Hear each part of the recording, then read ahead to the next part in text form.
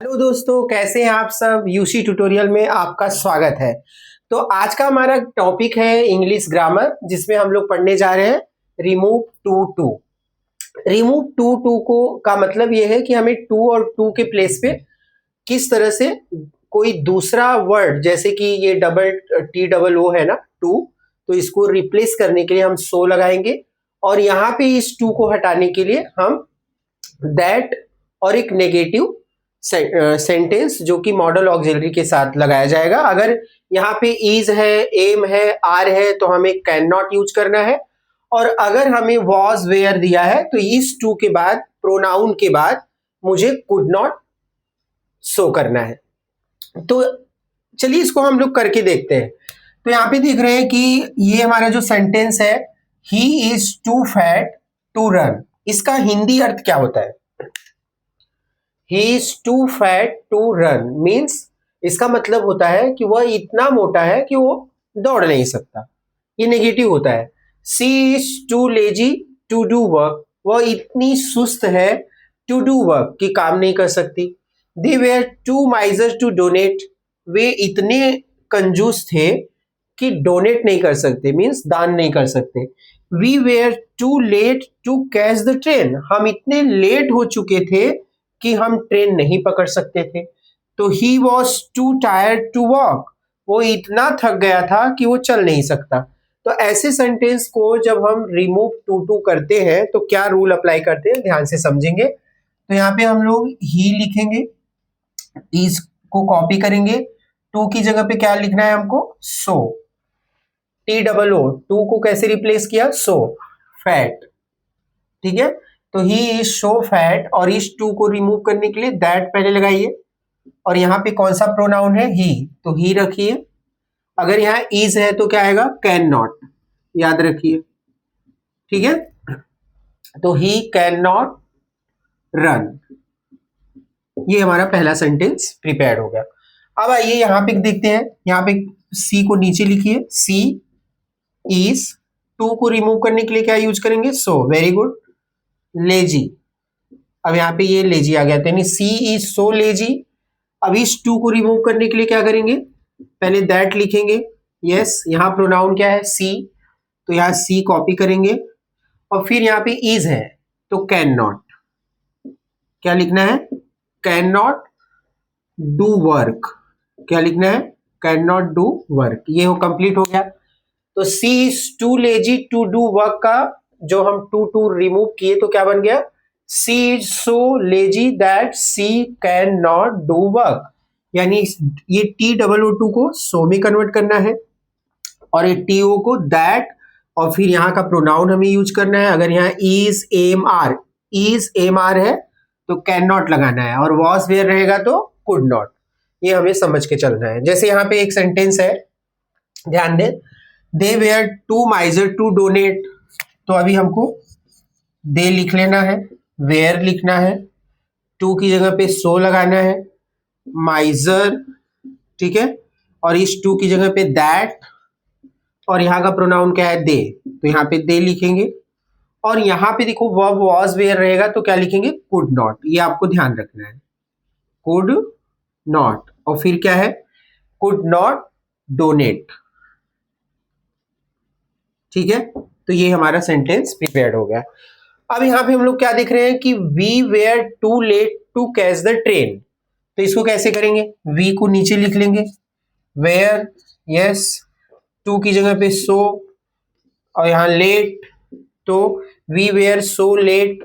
अब इस टू को रिमूव करने के लिए दैट, और यहाँ पे देखिए यहाँ का प्रोनाउन क्या है, वी, तो हमें यहाँ पे वी यूज करना है, और यहाँ पे वर्ब क्या है, वर, तो could not, okay, could not लगाएंगे। और उसके बाद अब यहाँ पे कुड नॉट हो गया, कैच द ट्रेन,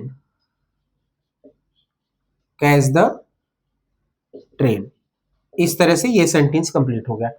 अब हम लास्ट सेंटेंस देखते हैं, he was too tired to walk, तो हम लोग क्या करेंगे, ही लिखेंगे, वॉज, टू की जगह पे सो, टायर्ड नीचे उतार लेंगे, और ये टू को रिमूव करने के लिए दैट, और यहाँ पे प्रोनाउन क्या है, ही, यस। और यहाँ पे वर्ब क्या है, वॉज, तो क्या आना चाहिए, कुड नॉट, कुड नॉट। और यहाँ पे क्या है, वॉक। ओके, तो आशा करता हूं कि आप जो है रिमूव टू टू में ये कैसे रिप्लेस किया जाता है, इज एम आर रहने पर कैसे यहाँ पे प्रोनाउन कैन नॉट यूज करते हैं, और वॉज वेयर रहने पर हम किस तरह से कुड नॉट यूज करते हैं, ये हमने पूरी तरह से समझ लिया है। अब हम इसी के कुछ खास बात करने वाले हैं थोड़ी देर में, इसमें कुछ इंपॉर्टेंट बातें बताएंगे। तो आइए अब हम कुछ इसमें इंपॉर्टेंट काम करते हैं। देखिए, इसमें कुछ इंपॉर्टेंट चीजें ये हैं कि अगर आपको रिमूव टू टू में इस तरह का सेंटेंस दिखता है, जैसे कि यहाँ पे मैंने लिखा है बोर्ड के ऊपर, it was to costly for me. अब यहाँ पे देखिए एक वर्ड आया है फॉर मी, टू बाय।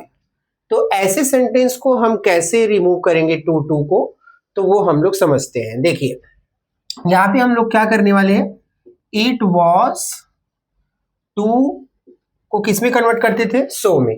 तो इट वॉज सो कॉस्टली यहां पे हम लिख देंगे, और इसके बाद जो ये फॉर मी है, ये हम बाद में इसका सब्जेक्ट यूज करेंगे आई। फॉर मी से क्या बनेगा, आई। और यहां पे देखिए टू को पहले रिमूव करेंगे, तो यहां पे हम लोग लिखेंगे दैट। अब फॉर मी से क्या बनेगा, आई। अगर यहां फॉर हिम होता तो ही बनता, फॉर अस होता तो वी, फॉर देम होता तो दे। तो इस तरह से हमें सब्जेक्ट जनरेट कर लेना है, ठीक है।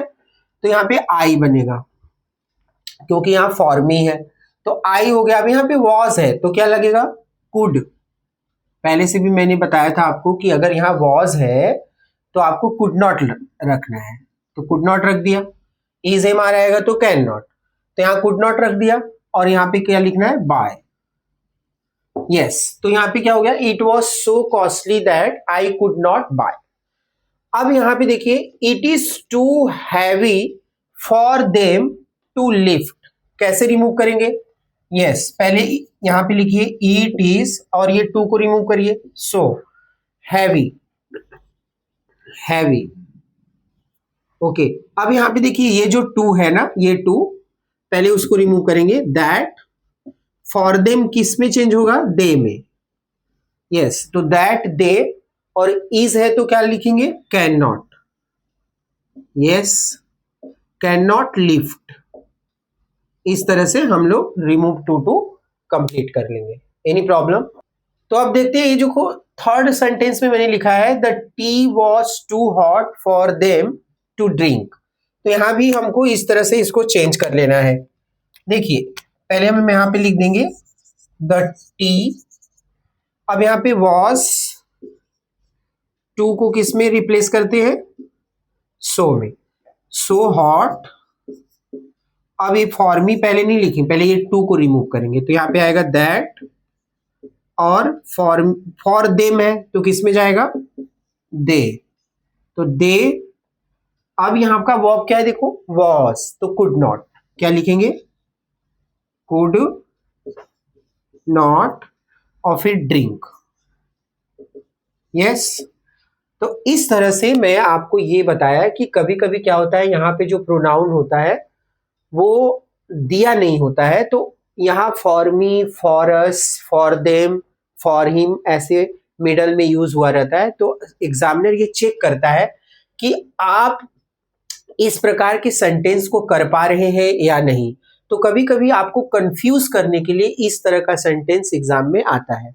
आप सिंपल रिमूव टू टू पढ़ के जाते हैं और वहां पे कंफ्यूज हो जाते हैं, तो इसलिए मैंने सोचा कि आपको ये एक्सप्लेन करके बताया जाए।